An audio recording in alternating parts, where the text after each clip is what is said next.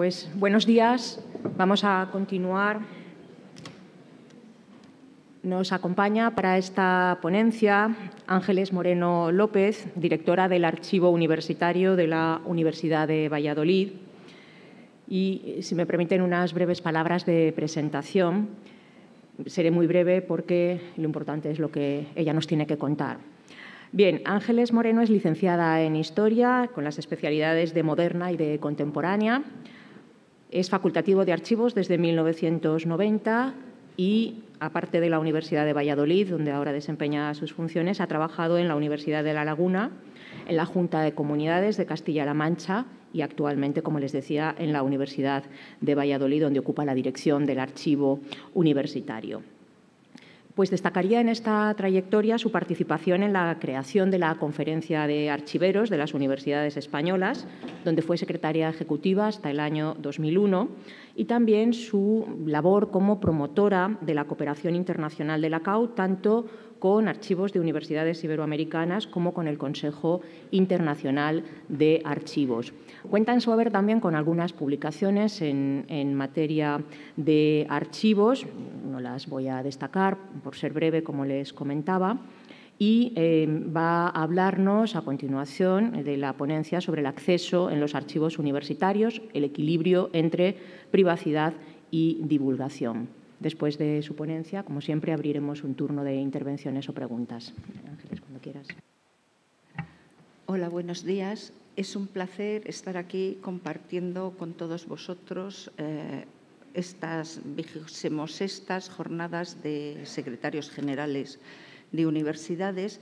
Y yo, antes de comenzar, os digo que mi presencia aquí es una opción de muy último momento y entonces he intentado hacer una presentación que, más que respuestas, sugiere dudas y que nos plantea la situación que tenemos ahora mismo respecto al acceso en los archivos universitarios y ese deseado equilibrio entre privacidad y divulgación, que unas veces parece que gana la protección de datos y otras veces parece que gana la transparencia y el acceso más ilimitado.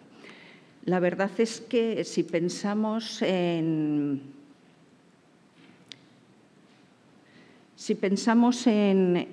cualquier persona de mediana edad que piense en la imagen de un archivo, todos los que no somos nativos digitales, sin duda influidos por las referencias cinematográficas, pues pensamos que el archivo es un lugar tétrico, mal iluminado, en el que, arrumbados y polvorientos, se acumulan documentos en soporte papel y normalmente en las películas él o la protagonista tienen una suerte increíble y logran hallar en medio de todo ese marasmo un documento que es el que resuelve sus tribulaciones.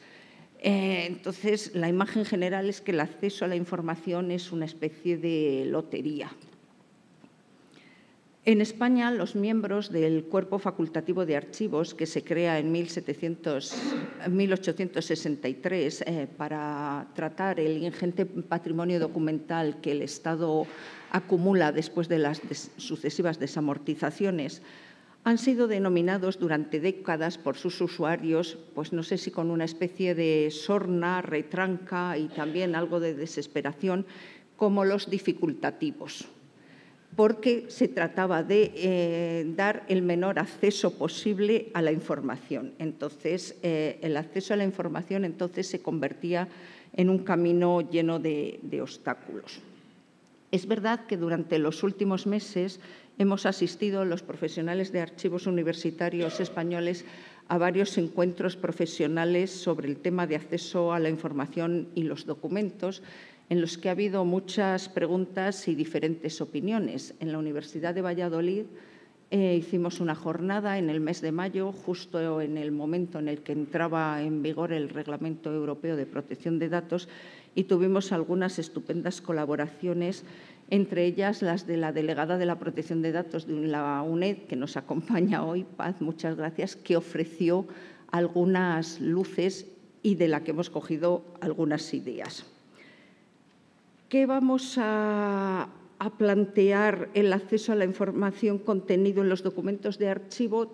Hay un primer elemento que que es necesario aclarar, porque ahora nos preocupa mucho todo lo que establecen las leyes de protección de datos y de transparencia, pero hay un aspecto previo que es el aspecto puramente material. Para que podamos consultar la documentación contenida en un archivo, el archivo tiene que ser como tal un archivo que tenga unas instalaciones decentes y razonables, un personal cualificado y una normativa que lo regule. Si no tenemos eso, tendremos diferentes almacenes de papel, pero no tendremos un archivo. La primera vez que yo participé en unas jornadas de secretarios generales de universidades españolas fue hace muchos años, en abril de 1997, en unas jornadas que entonces organizaba la Universidad de La Rioja. Los secretarios generales se habían reunido en noviembre del año anterior en la Universidad de Vigo y habían decidido pedir un informe sobre la situación en la que se encontraban los archivos de las universidades, y así se lo presentamos. De hecho, el informe se tituló «Los archivos y la documentación de las universidades españolas, situación actual y propuestas de actuación». Ese informe fue posible elaborarle porque la Conferencia de Archiveros de Universidades Españolas había tenido ya un par de reuniones, la fundacional en la Universidad de Valladolid en junio de 1994. Existía, pues, un interés común entre archiveros y secretarios generales por saber la situación real de los archivos, que en aquellos momentos era bastante precaria, hemos de decirlo, en las instalaciones, en la dotación de personal y, desde luego, definitivamente muy deficitaria en cuanto a su regulación normativa. Vamos a ver algunos de los casos que pueden pasar para que no podamos acceder a la documentación del archivo. Porque todos pensamos que cuando en una institución existe un archivo, ese archivo recibe por transferencias la documentación de todas las unidades de esa universidad, de todas las unidades administrativas, centros docentes, departamentos, institutos de investigación. Bueno, pues tristemente la situación habitual no es esa. Durante las décadas de los años 80 y 90 del siglo pasado, todos somos conscientes de que las universidades crecieron muy rápido para dar acceso a la educación superior a un número cada vez más elevado de alumnos. Y todos desdoblamos unidades administrativas, centros, departamentos, construimos nuevos edificios y nos fuimos mudando a nuevas instalaciones cada vez más grandes y más capaces. Esto, que está muy bien para la comodidad y el desarrollo de las universidades españolas y que ha llevado a tener unos campus estupendos, ha supuesto muy habitualmente el abandono en almacenes variados de documentación en vez de transferirla al archivo correspondiente. Y simplemente por una cuestión económica. O sea, transportar la documentación es caro porque primero hay que organizarla, luego transportarla y luego volverla a colocar organizada. También es muy frecuente que el archivo se haya visto desbordado en su capacidad de recibir transferencias documentales, pues porque carece de espacio o porque carece de personal. Y entonces ha podido desatender las peticiones de algunos centros que se han dejado a su albur en unas situaciones desconocidas. Normalmente los archivos se han concentrado, cuando no tenían espacio, en recoger la documentación de los órganos de gobierno o de servicios centrales. Esta documentación, otra vez, vuelve a estar, en el mejor de los casos, en almacenes sin control, cuando no absolutamente perdida.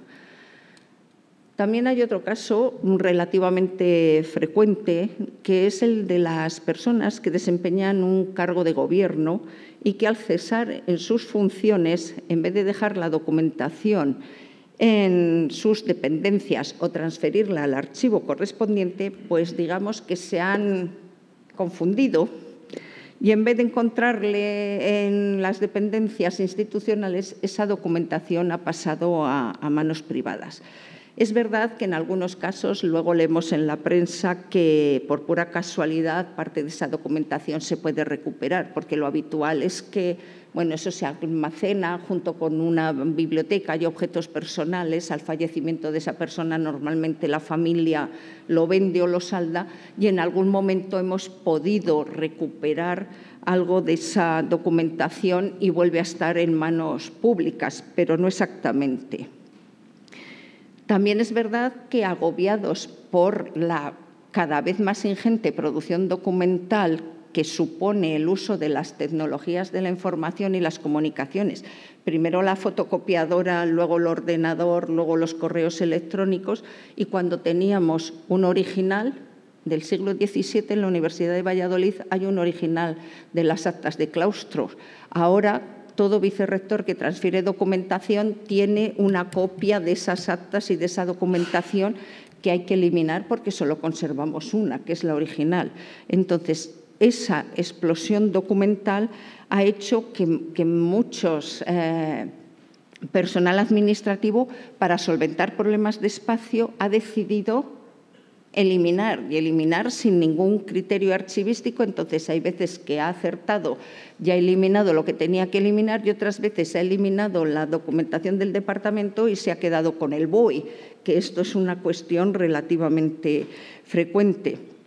Entonces, una de las recomendaciones para evitar esto es que sería conveniente que dentro de los planes de formación que todas las universidades tienen para su personal de administración y servicios, de forma periódica se organizaran pequeños cursitos para hablar de gestión de documentos y archivos, porque independientemente de cuál sea el soporte, papel o electrónico, los gestores administrativos, que son los creadores y los tramitadores de documentos, deben poseer unas nociones básicas de la regulación general y de la propia universidad. Los sistemas de archivos universitarios que mejor funcionan han dedicado mucho tiempo a la formación de estos gestores administrativos. Entonces, tenemos que el primer obstáculo para el acceso es, por múltiples y variadas circunstancias, la inexistencia en el archivo de esa propia documentación a la que se pretende acceder. Pero también puede suceder que, aun teniendo constancia de que la documentación se encuentra en el archivo, no se encuentre en condiciones materiales de ser consultada. No podemos imaginarnos la cantidad de vicisitudes que surgen en la custodia de los documentos a lo largo del tiempo. Son múltiples y variadas y hay incidentes de todo tipo. Goteras en los techos, rotura de cañerías de agua limpias o quizá no tan limpia, entrada de pluviales por arquetas desbordadas. Efectivamente, restaurar la documentación en soporte papel después de incidentes de este tipo es extraordinariamente caro, cuando no directamente inasumible. Hubiera sido mucho más barato hacer una conservación preventiva. Incluso muchas veces un depósito de documentación sin control y almacenada y sin unas mínimas medidas de documentación de conservación preventiva da lugar a documentación demasiado sucia que les gusta a muchos tipos de animales, porque encuentran allí alimento y refugio. Entonces, dependiendo del clima, esto se da más o menos. En un clima continental es más extraño, en un clima mediterráneo más habitual, y no digamos en un clima subtropical, pues allí tenemos desde insectos hasta roedores, hongos o cualquier tipo de microorganismo que os podéis imaginar. Cuando llegamos a una situación de estas, ya directamente hemos perdido la documentación. Entonces, tenemos que ser conscientes de que otro obstáculo para el acceso es la imposibilidad de consultar la documentación por su propio estado material.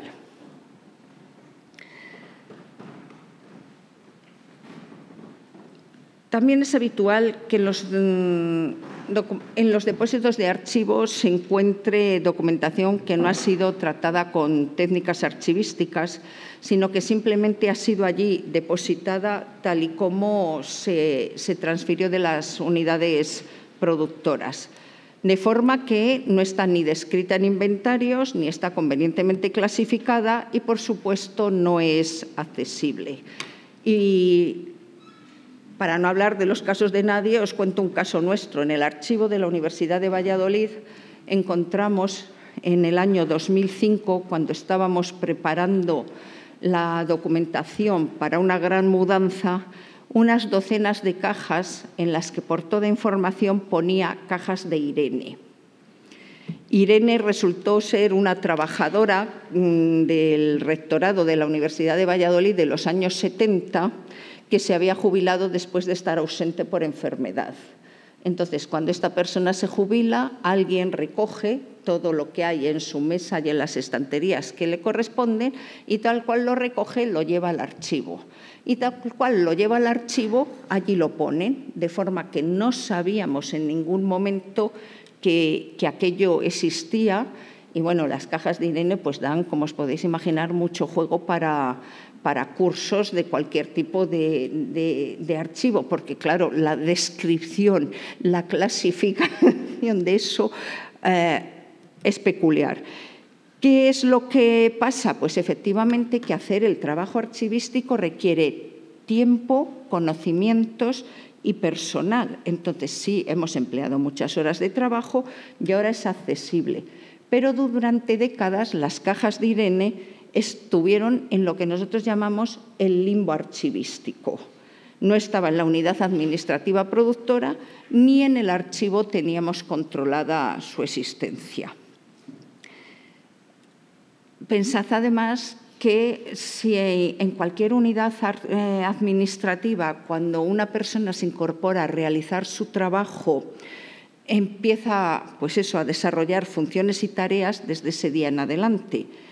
Y en realidad en un archivo eso no pasa casi nunca, porque salvo en algunas contadas excepciones de universidades de creación posterior a la LOU, lo habitual es que cuando una universidad decide dotar de personal a su archivo, hay un volumen significativo de documentación acumulada, de forma que hay que ir estableciendo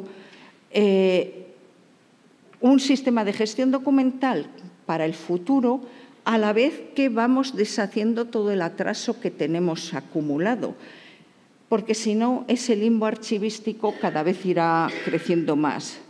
Entonces, tenemos aquí otro de los obstáculos para el acceso a la información, que es el más frecuente, que es la inexistencia del tratamiento archivístico de la documentación. Y luego tenemos otro obstáculo más, que es, supongamos que los investigadores quieren acceder a la documentación que tenemos en el archivo. ¿Tenemos una sala de consulta en condiciones que pueda acogerles? En la última encuesta sobre situación de los archivos universitarios que se presentó la semana pasada en las jornadas de las 25ª jornadas de la Conferencia de Archiveros Universitarios que tuvieron lugar en Bilbao, organizadas por la Universidad del País Vasco, nos contaron que hay archivos universitarios que contestaron que su sala de consulta son 3 metros cuadrados. 3 metros cuadrados no es una sala de consulta, ni siquiera es un puesto de trabajo pequeño, es un rinconcito. Entonces, si queremos acceder a la información contenida en los archivos en soporte papel, es imprescindible tener un sitio donde hacerlo.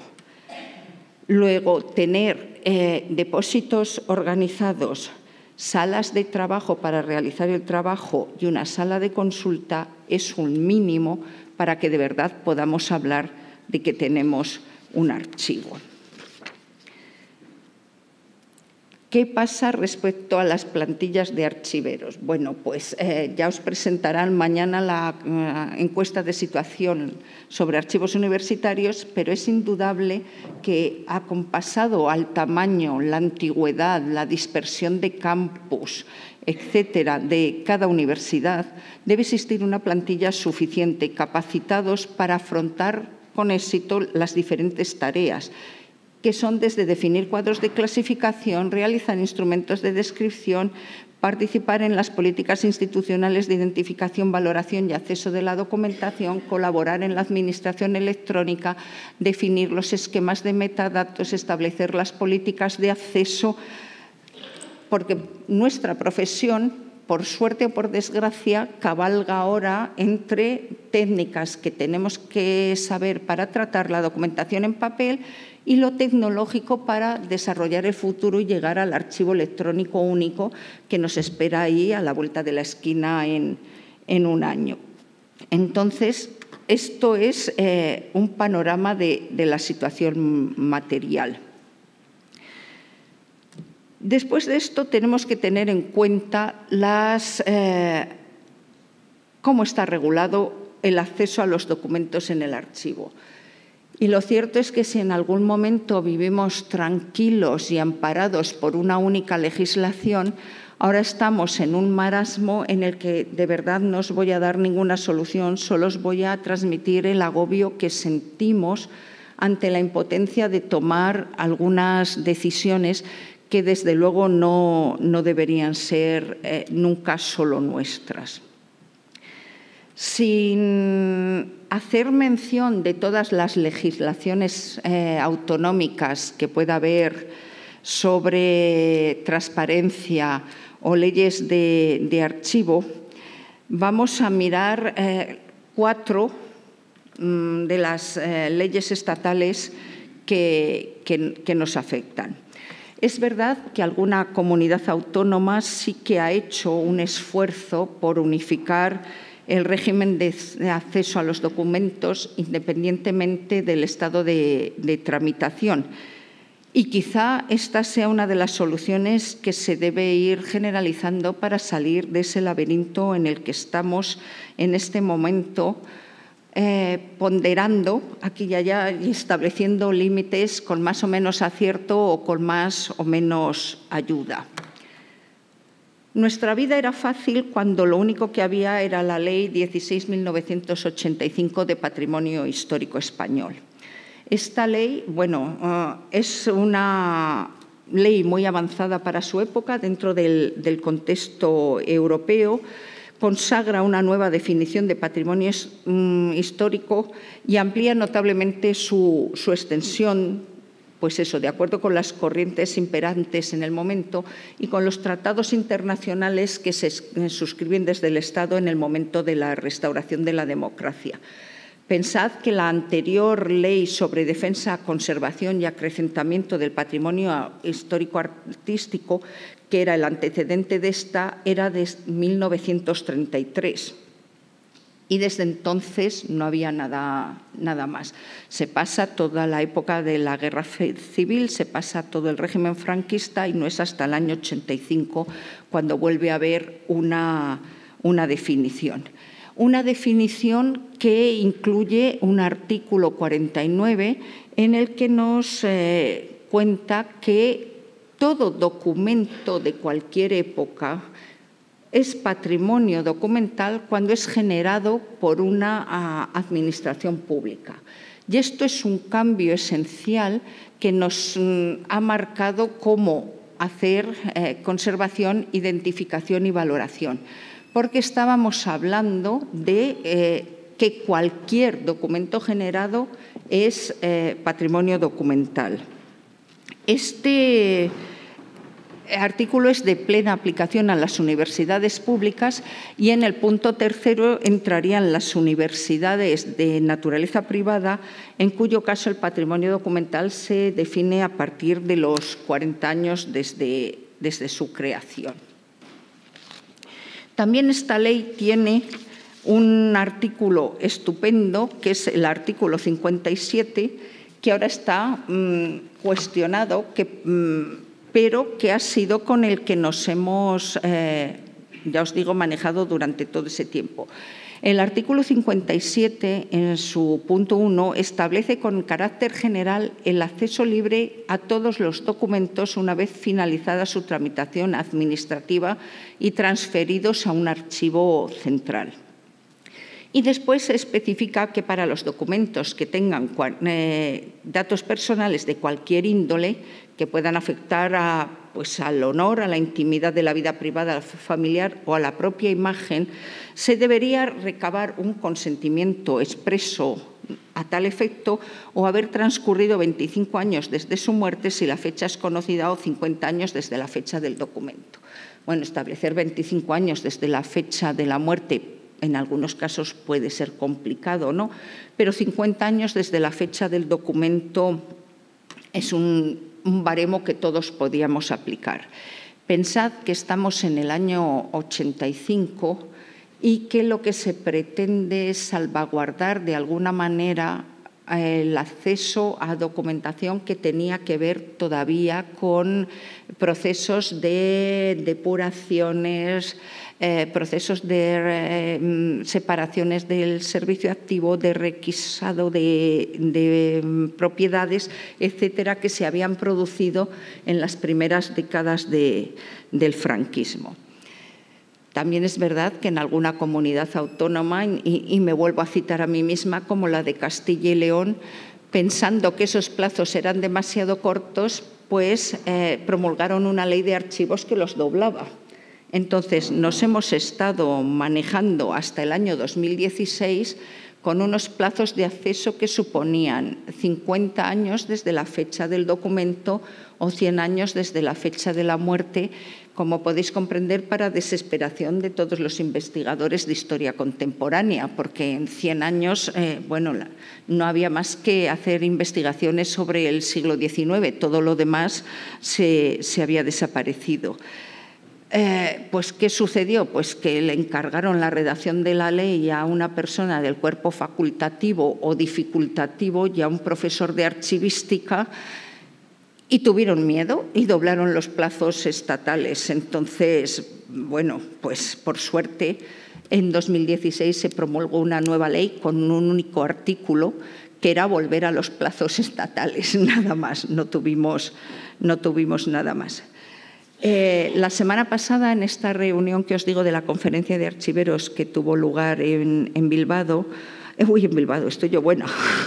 en Bilbao, el catedrático Guichot, que siempre hace unas intervenciones estupendas, proponía que esto estaba muy desfasado y que una de las soluciones para facilitar el acceso quizás sería derogar definitivamente este artículo, que parecía que iba a ser derogado por una disposición, pero al final no fue así. Entonces, de momento, seguimos funcionando con este artículo. También es verdad que en esa misma mesa redonda, en esas jornadas, había un facultativo de archivos que planteaba lo mismo que yo estoy comentando ahora, que el establecimiento de unos plazos daba una gran seguridad para los que no somos juristas. Entonces, el plazo es algo objetivo, no ponderable, no hay bien mayor ni perjuicio mayor, entonces era algo razonable. Solo quiero acabar mencionando esta ley porque su artículo 54 dice, frente a lo que os he contado antes de distracción de cierta documentación, pues el artículo 54 de la Ley 16/1985 dice específicamente que quienes por la función que desempeñan tengan a su cargo documentos a los que se refiere el artículo 49.2 de la presente ley, están obligados, al cesar sus funciones, a entregarlos al que les sustituya en las mismas o remitirlos al archivo que corresponda. Y este artículo también está vigente. Entonces, tengámoslo presente. Después voy a ir cronológicamente, después de esta ley, que supuso un gran avance, nos encontramos con que en el año 2011 se promulga el Real Decreto 1708, por el que se establece el Sistema Español de Archivos, se regula el sistema de archivos de la Administración General del Estado y sus organismos públicos y su régimen de acceso. Bueno, todos los subdirectores o directores generales de archivos estatales de la democracia habían intentado en sus correspondientes mandatos promulgar una norma que sustituyera al reglamento anterior, porque el reglamento anterior vigente provenía de 1901. No digáis que no somos peculiares los archiveros. Entonces, ese reglamento de 1901 estuvo vigente hasta el año 2011, a pesar de que la ley del año 85 presuponía un desarrollo reglamentario que nunca llegó. ¿Qué es lo que pasa con este Real Decreto? Bueno, pues el Real Decreto es tan tardío que su gestación fue un proceso especialmente complicado, porque pensad que a los tradicionales recelos interministeriales participan por una parte Cultura, por otra parte Presidencia, por otra parte Administraciones Públicas. Hay que sumar que en el año 2011 ya han aparecido otros factores y actores, como es la Administración electrónica, la transparencia, la Ley de Memoria Histórica y el Ministerio de Economía y Hacienda, que es determinante, como todos sabemos, para todo. Así que los trámites de audiencia con las comunidades autónomas, los departamentos ministeriales, parones en su tramitación, presiones muy fuertes para que la protección de datos se impusiera sobre el acceso, informes mediantes de Consejo de Estado. Por fin, y cuando ya ninguno lo esperábamos, se aprobó en el último Consejo de Ministros de Rodríguez Zapatero, celebrado en noviembre de 2011.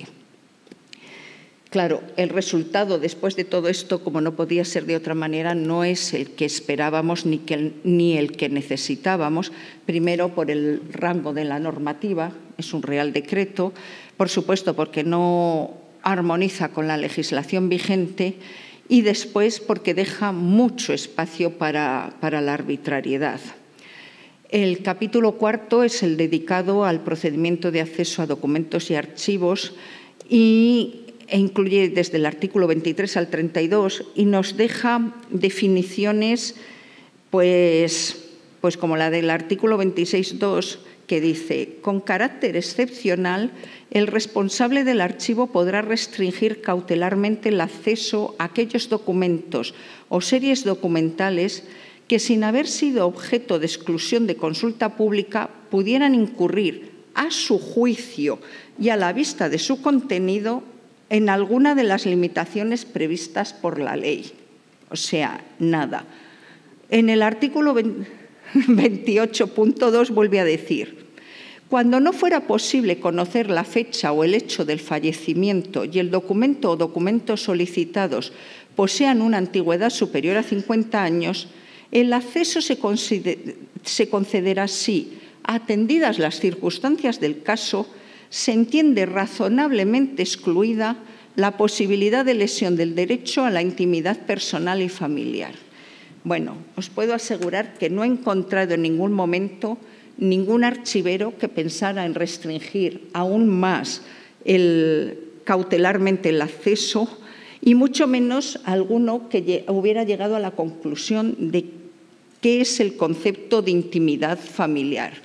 Y yo creo que aquí debemos entonar el mea culpa y ser conscientes de que en España todavía tenemos una falta de cultura democrática, un cierto miedo a remover y conocer el pasado, y que quizás si conociéramos otras tradiciones estas cosas no pasarían. Yo es un tema que he preguntado a muchos archiveros de otros sitios y nadie en el norte de Europa, bueno, del Mediterráneo para arriba, entiende qué es la intimidad familiar. Y en los países nórdicos está claro que el derecho al honor termina con la vida del sujeto, porque el derecho de una persona no viva es difícilmente entendible. Claro, el concepto de intimidad familiar ya se nos escapa por todos los sitios, con lo cual, bueno, pues este Real Decreto realmente nos dejó, digamos, con las ganas o todavía en peor situación. Bueno, llegó tarde y llegó mal. En el año 2013 llega la Ley 19/2013 de Transparencia, Acceso a la Información Pública y Buen Gobierno. Y si algo le debemos agradecer a esta ley es que por primera vez aparecen especificados en el artículo 14 los límites del derecho al acceso y ya unos límites que puedan ser usados como ahora. Los límites que también, aunque estén explicados, se pueden pervertir. Vosotros pensad que hasta hace muy pocos años en el Ministerio Central del Archivo de Asuntos Exteriores estaban declarados secretos los documentos de la Guerra de Cuba, 1898. Entonces, bueno, hay por ahí pervivencias que son difíciles, pero si veis aquí tenemos una serie de límites que son sensatos: la seguridad nacional, la defensa, las relaciones interiores, la seguridad pública, el secreto profesional, la política económica, la protección del medio ambiente. Quiero decir que está bastante actualizado a los temas que ahora nos interesan. Y igual que se especifica que esta aplicación de límites debe ser justificada y proporcionada a cada caso en concreto. Entonces, la Ley de Transparencia establece una ponderación de cada caso y en toda ella hay un impulso a facilitar el acceso, puesto que es Ley de Transparencia. El artículo 15, que con posterioridad ha sido parcialmente modificado por la disposición final 11.2 de la Ley Orgánica 3/2018, va a introducir dos conceptos nuevos que tenemos que aprender a manejar habitualmente. Uno es el de la ponderación suficientemente razonada del interés público, de la divulgación de la información y los derechos de los afectados cuyos datos aparecen en la información solicitada. Y tenemos una ponderación positiva y tenemos también los criterios para realizar dicha ponderación positiva. Entonces, es verdad que la mayor parte de las personas al frente de los archivos nos hemos visto superados al llegar a esta situación. Nuestra formación mayoritaria, como os decía, es la de historiadores con posgrados en gestión documental y archivos, pero de verdad que esperamos que por nuestros propios medios ser capaces de valorar mayor garantía, menor perjuicio. La idea que subyace y que yo creo que es la que tenemos que empezar a pensar es que la tarea de facilitar el acceso debería ser conjunta entre profesionales de archivos, delegados de protección de datos y asesorías jurídicas, que es la única forma de llegar a conclusiones sensatas. También el ejercicio de acceso a la información pública, que queda regulado en esta ley en los artículos 17 al 22 como un procedimiento administrativo de acceso, está tan reglamentado que en algunas instituciones, para facilitarlo, se ha establecido una alternativa que son consultas más ligeras, entendidas como servicios, para trámites que sean más fáciles de contestar. Y también es verdad que algunas comunidades autónomas han elaborado sus propias leyes de transparencia y establecido sus propios consejos de transparencia y buen gobierno, y otras que no han llegado a legislar todavía sí que han creado unos órganos transitorios hasta que se promulgue la legislación correspondiente. Y por fin llegamos a la Ley Orgánica 3/2018 de Protección de Datos Personales y Garantía de Derechos Digitales, que es la transposición a nuestro ordenamiento jurídico del Reglamento General de Protección de Datos 2016/675 de la Unión Europea, que como os decía, entró en vigor el pasado 25 de mayo. Este reglamento de la Unión Europea establece una serie de definiciones de conceptos básicos como datos personales, pues toda información sobre una persona física identificada o identificable, nombre, identificador, identificador en línea, elementos propios de la identidad física, y establece también cuál es el concepto de tratamiento, que efectivamente es muy amplio y incluye cualquier operación que realicemos sobre esos datos, como también incluye el concepto de ficheros, que se refiere a cualquier conjunto estructurado de datos personales con una serie de requisitos. Bueno, todos somos conscientes de que los derechos que esta ley establece para las personas en su título tercero van a suponer un ingente número de tareas de adaptación, entre las que está el establecimiento de un delegado de protección de datos, los encargados de tratamiento, la publicación del registro de actividades de tratamiento, realizar los análisis de riesgos, revisar medidas de seguridad, adecuar formularios, etcétera. Tomando como base una muy buena presentación que, como os decía, hizo nuestra compañera Paz, delegada de Protección de Datos de la UNED, esos son algunos de ellos. También quería hacer mención al artículo 83, que yo creo que de lo que afecta a las universidades es el que menos hemos caído en la cuenta de que nos obligaba, porque no habla estrictamente de acceso, sino que habla del derecho a la educación digital y nos manda una serie de imperativos, como es garantizar la formación en el uso y seguridad de los medios digitales, incluir asignaturas de libre configuración en la competencia digital, etcétera. Bueno, para no extenderme más, paso a las reflexiones muy breves.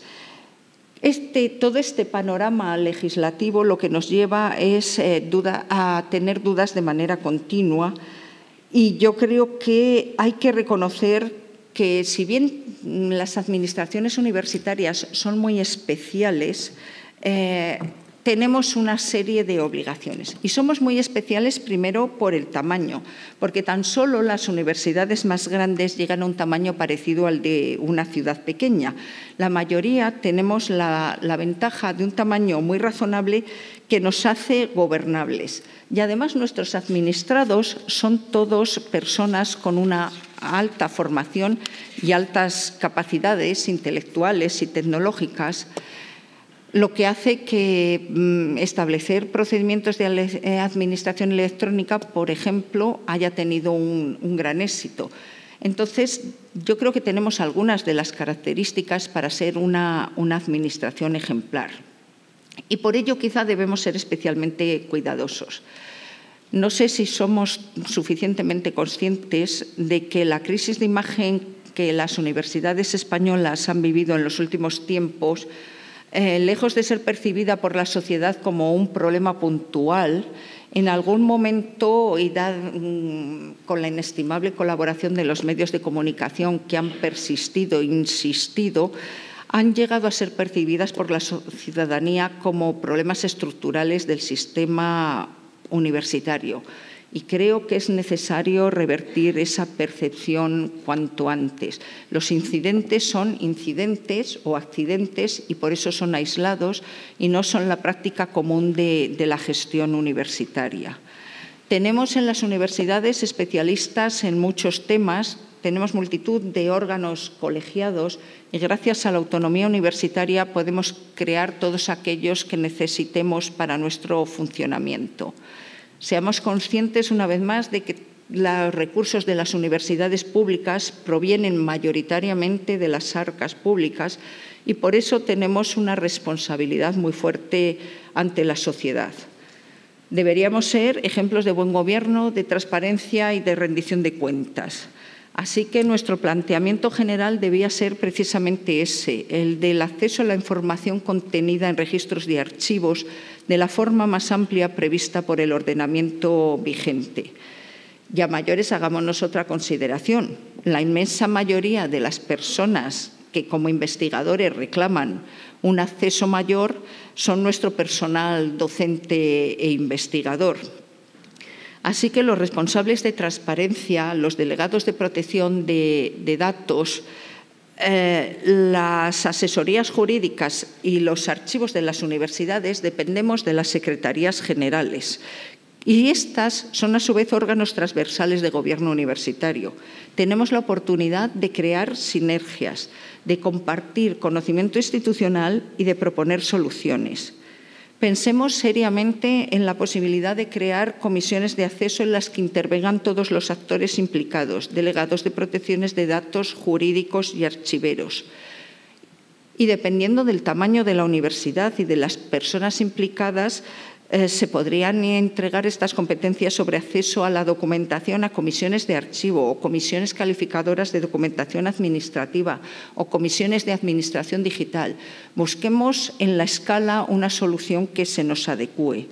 Pero, por favor, seamos eficaces, eficientes, transparentes y accesibles. Muchas gracias.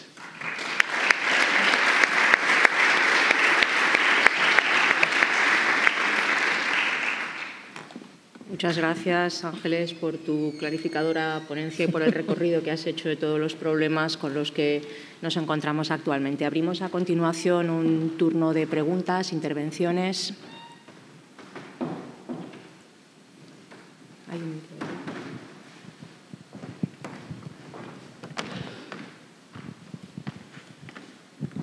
Muchas gracias. Soy José Antonio Verdejo, secretario general de la Universidad Francisco de Vitoria de Madrid. Primero, felicidades por la ponencia. Y una precisión que me lleva a una pregunta. La precisión es respecto de lo que comentábamos de la ley del 85. Yo creo que los plazos, más que querer no remover, porque la ley del 85 es la ley del gobierno de Felipe González, ¿no? Entonces dudo que quisieran tapar nada, pero a mí me da la sensación de que los plazos de los que se hablaba hace 25, 30, 40 años, lamentablemente, bueno, o no lamentablemente, sino coyunturalmente y existencialmente, han cambiado porque han cambiado los plazos de todo. Es decir, ahora pensar, yo ya no digo a nadie que he votado en la Constitución, porque es que te dicen que si eres del siglo pasado, que es verdad que lo soy, como muchos, no todos los que estáis aquí, pero soy muy jóvenes muchos, pero entonces yo creo que eso de los plazos ha ido cambiando y lo complicado es adaptar todo lo que supone el paso del tiempo a la conservación, al archivo y al acceso a tanta documentación, ¿no?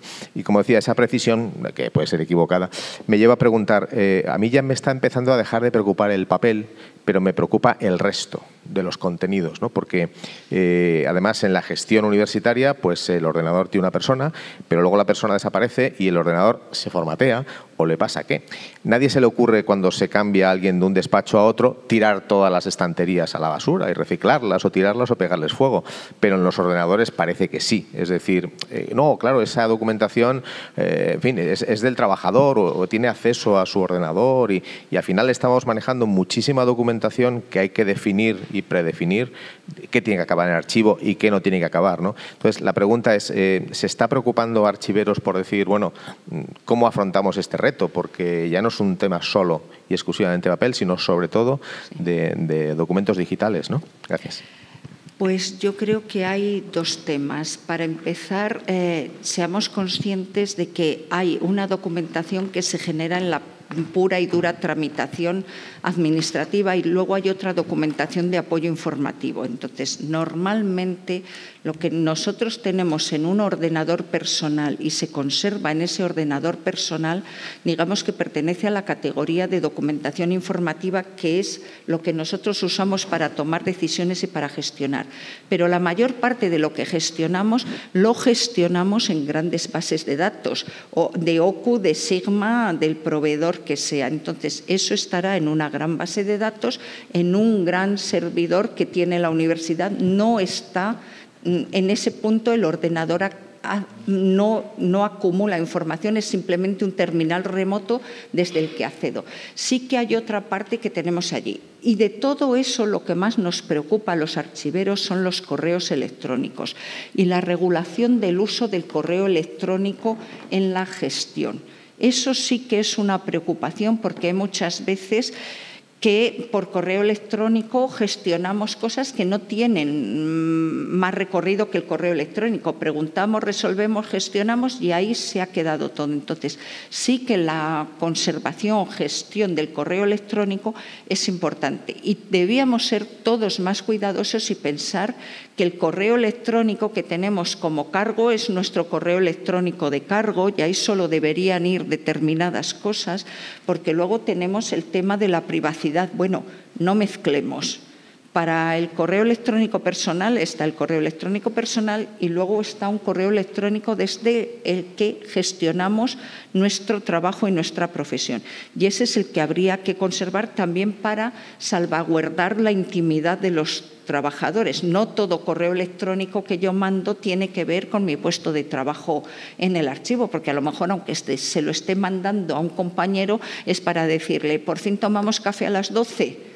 Es en el mejor de los casos, pero eso no es tema de conservación. Entonces, lo que gestionamos mayoritariamente está en las grandes bases de datos y el único gran bloque de información por el que nos debemos preocupar y deberíamos establecer unas políticas institucionales de regulación del uso del correo electrónico y de salvaguarda de esos correos electrónicos.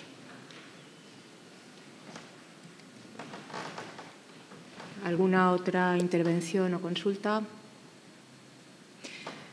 Bien, pues continuando con la costumbre iniciada en la ponencia anterior de ser muy puntuales, damos por finalizada esta ponencia y les emplazo a la siguiente, a la 1:30. Muchas gracias.